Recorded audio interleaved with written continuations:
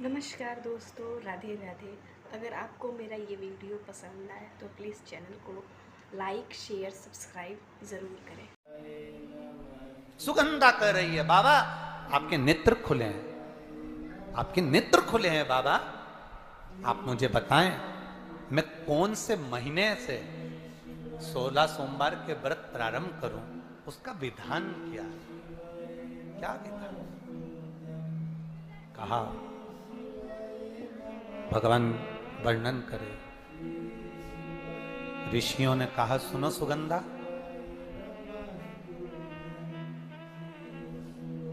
ये 16 सोमवार का व्रत कोई साधारण नहीं है।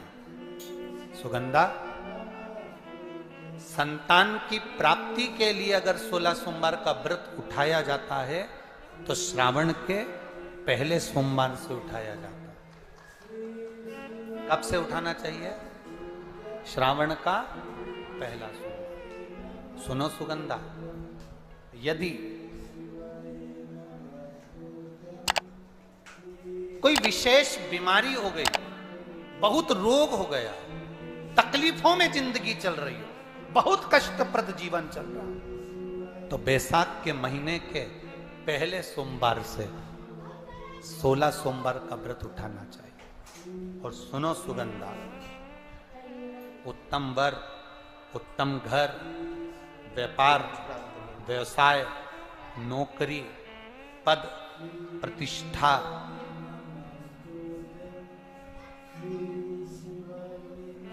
के लिए अगर हमें व्रत करना है तो मार्गशीर्ष मास का पहला सोमवार से इस व्रत को प्रारंभ कर देना चाहिए। मार्गशीर्ष मास का पहला जो सोमवार हो उसमें इस व्रत को प्रारंभ कर लो।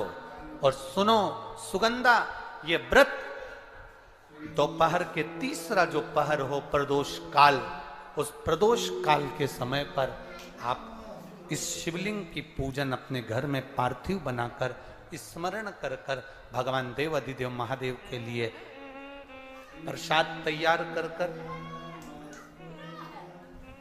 आप जिस भाव से भगवान शंकर का आटा सेक कर या चूरमा बनाकर या मलिदा बनाकर जो भी आप बना रहे हैं, उससे 3 हिस्से प्रसाद के इस 16 सोमवार के व्रत में भी होते हैं। कितने हिस्से होते हैं? 3 हिस्से। पशुपति व्रत में 16 सोमवार के व्रत में एक अंतर्भारी है। पशुपति व्रत में 2 हिस्से मंदिर में रह जाते हैं, एक हिस्सा अपने साथ आता है और स्वयं को खाना पड़ता है। पर 16 सोमवार के व्रत में यह भाव है, एक हिस्सा भोलेनाथ का रहता है, दूसरा हिस्सा भक्तों के लिए, शिव भक्तों के लिए रहता है, और तीसरा हिस्सा आपके लिए रहता है। यदि पूरा ना पा सकें तो दूसरे को भी आपके हिस्से का प्रसाद दे सकते हैं, प्रदान कर सकते हैं। अब आ जाओ, बड़ा सुंदर प्रसंग।